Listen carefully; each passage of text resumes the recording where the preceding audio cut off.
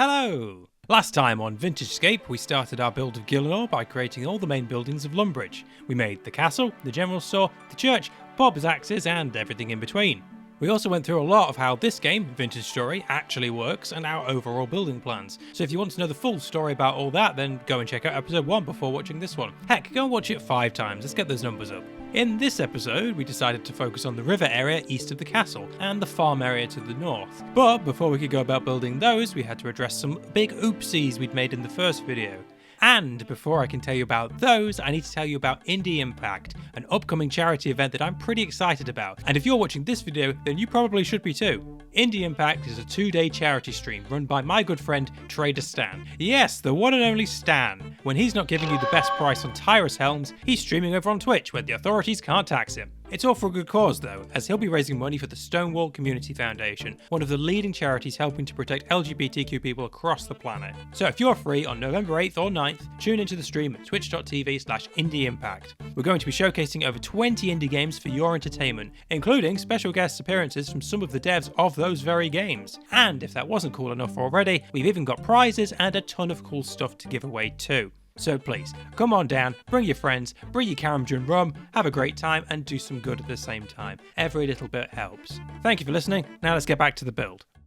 So, before we could start placing blocks again, we needed to fix a couple of big mistakes we'd made in episode 1. They're both fixable, but the longer we leave them, the harder they will get to repair.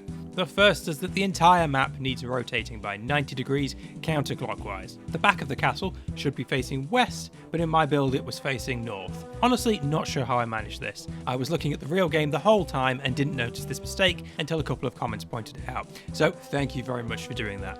Luckily, Vintage Story makes this really easy to do. You can just select a huge cuboid area, cut it out, rotate it, and paste it back in again. Job done. Now the minimaps will line up perfectly between the two versions of the map. Excellent. The second big whoopsie doodle was about height. I forgot to take into account when generating the super flat world that I would need to eventually dig underground if I ever wanted to add things like basements and dungeons, which I would like to do one day.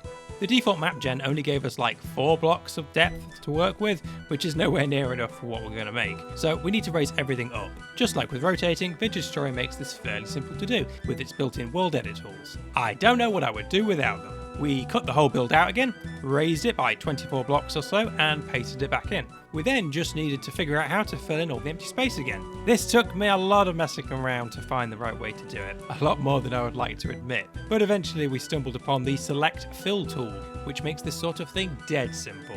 And just like that, we have it. Our 2 blunders fixed, and now we can get back to building properly. As I said at the start, we decided to go over the river to the goblin area this time, and I thought it might be interesting to show a quick time lapse of how a building actually comes together in this world. So here I'm building the infamous goblin house, as it's so often called. It all starts with a single wall, and then a load more. You'll see me pausing a lot throughout the build. That's me checking OSRS on my phone for reference. I don't have a second monitor to put it on, so this is the poor man's solution.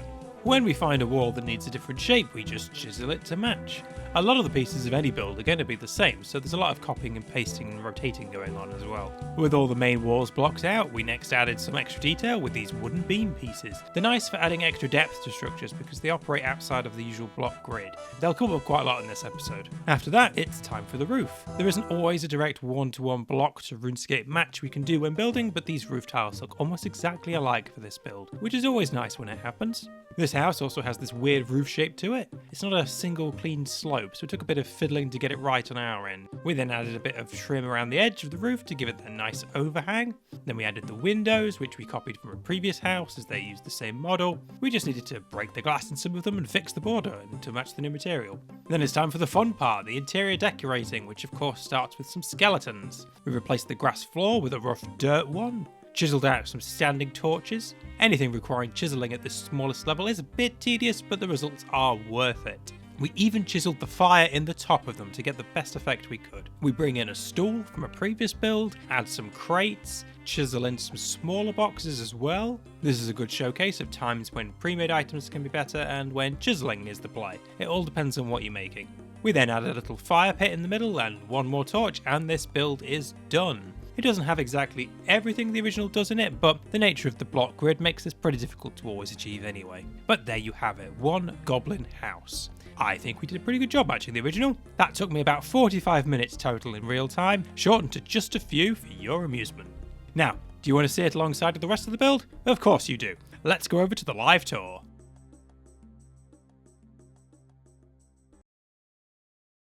And here we are. Welcome back to Lumbridge. You ready for a bit of a tour? Let's go. Starting by crossing over the River Lum on a bridge that I'm sure all of us have crossed over a million times by now. Into Goblin territory. Here is the gate that would normally take you to Alcarid. That's one thing to look forward to. And through here, through the spooky area, past the canoe station, if you wanted to go sailing down the river, and into the infamous goblin house that you've just seen me build, where the goblins would be cooking up their chicken and an iron dagger you can grab if you need it. I'm quite proud of how these dead trees came out, specifically because my first build of them was very bad. They were just sticks. And I gave it a bit more of a go. I think it came out alright. Trees and biological things are quite difficult to replicate in a block style. But we move forward. And this would be every noob's favourite training spot, the Lumbridge cow field. Though we don't have cows in Vintage Story, so we've got bighorn of sheep. That's close enough, isn't it? But they are cute, aren't they? Look at them. Once you're done training, you can head up here. This would be Seth Grote's farm. With the chickens. The other noob training place. You can grab some eggs. Grab some feathers. See the water wheel. And of course inside is modelled as usual. Very cozy. And I'm hoping the chicken doesn't escape. A lot of areas that should have chickens don't have them because they're quite a pain for escaping out of the fenced areas. So I've had to reduce it a bit. But through here we have, I believe this is a potato field in the original, but again I don't have potatoes, so I believe I've grown parsnips.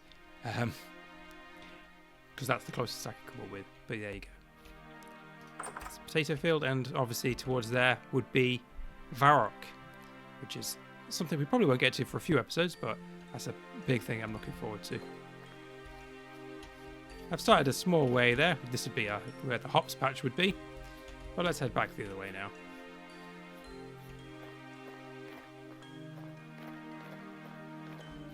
Oh, I mean, this is just a quick thing. This is where you would do... which quest is it? Death to the Dorgashan? It's one of those. Might be another slice of ham. But one of the Dorgashan quest line. You know, where all the boxes are, you put Zanuck in a box. This is where that would be. Right next to the Lumbridge water wheel.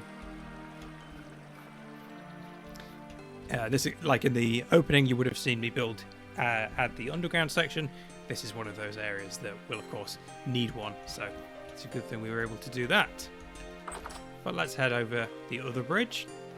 Let's go through here. Once again, across the River Lum.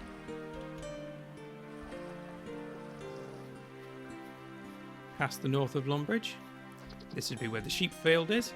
I've replaced it with goats because I think they look pretty similar. Close enough. This would be another cow pen.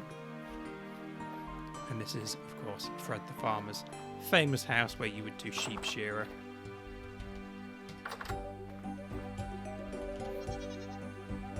With a nice little interior as well.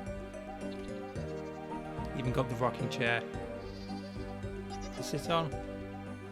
And the bedroom. Quite pleased with that. I thought that came out quite nice.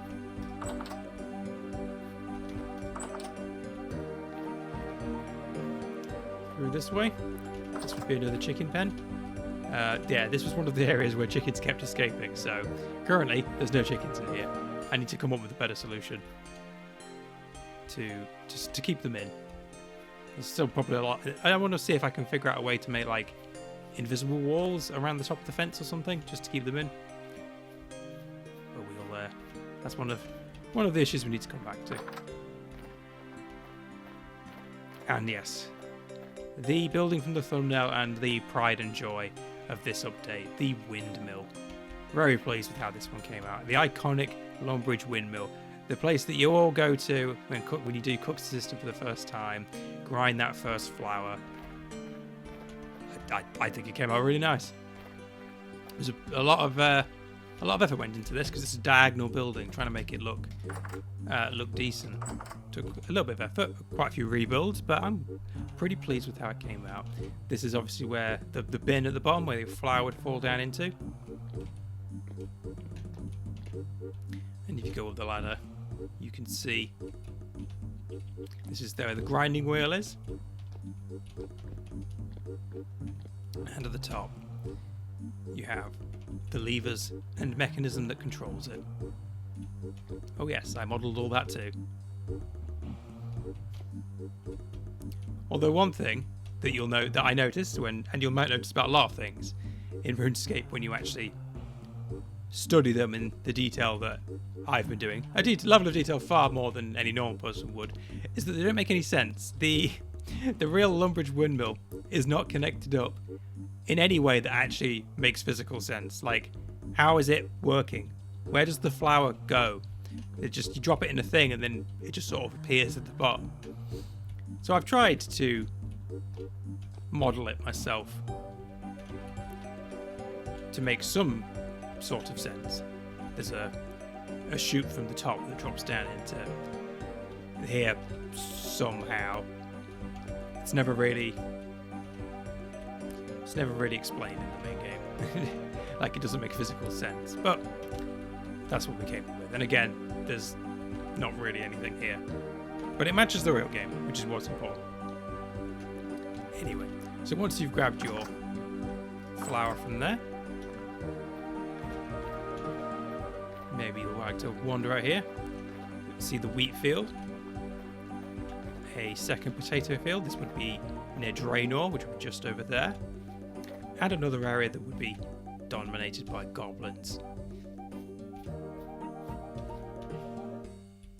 Or the hay bales that you could search for a needle if you're that desperate. Oops. And this top area that exists for some reason. There's nothing to do up here, but this is a place you can go. There's a bed and everything up here.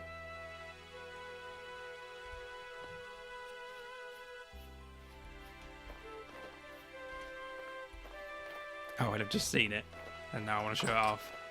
There's even a stash unit here that you can stash your clue scroll items in if you're big into clues like that. And I think the last thing to show that we'll end on that's quite nice is this pond here. This is the duck pond that exists just north of the castle with the willow trees. And I think that looks quite nice.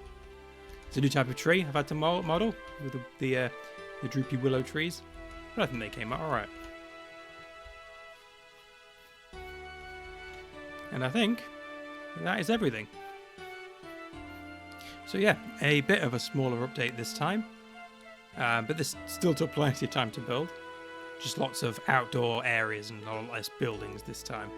But I hope you enjoyed that, and let's go back to the studio for the wrap-up. And there you have it, a lovely bunch of farms and fields. The total build time is now about 70 hours as of recording this, which if I'd spent that training agility, I'd be 99 by now, but who wants to do that? When I asked you all last episode which direction you wanted to see built in next, opinions were pretty split across the board, with people requesting every single direction, which is great because it means I can get away with building any direction I feel like, probably. And so, next episode we'll be focusing on moving west to build out Draenor Village. I fancy building another settlement, as those are always going to be the most fun. One last new addition I want to make at the end here, to answer any of the common questions that I've had come up multiple times, just to save a bit of time on you having to type them all out again. Yes, you, I see you typing. Don't worry, I'm here for you. The first one I got was, how much of this are you planning on building? I mean, ideally, all of RuneScape? But I know that's a huge task and will likely take me years at my current pace. So the more realistic answer is, until either I or the viewers get bored. But at a minimum, I'd want to get all the core free-to-play areas made for sure. That's the most important part after all. And the second question was, will this world be available for download anywhere? Yes, eventually. I'd love everyone to be able to get in there and explore this in its full glory. I just want to get a little bit further along with it before we do that first release. I want that first time people get to explore to be, just a little bit special. And that's all of those questions for now, so if you have any more, make sure to drop them below. And while you're down there, why not click the other buttons and make the numbers go up as well. Don't forget to tune in to Indie Impact on November the 8th and 9th over on twitch.tv/IndieImpact. But that's all I've got for you today, so peace!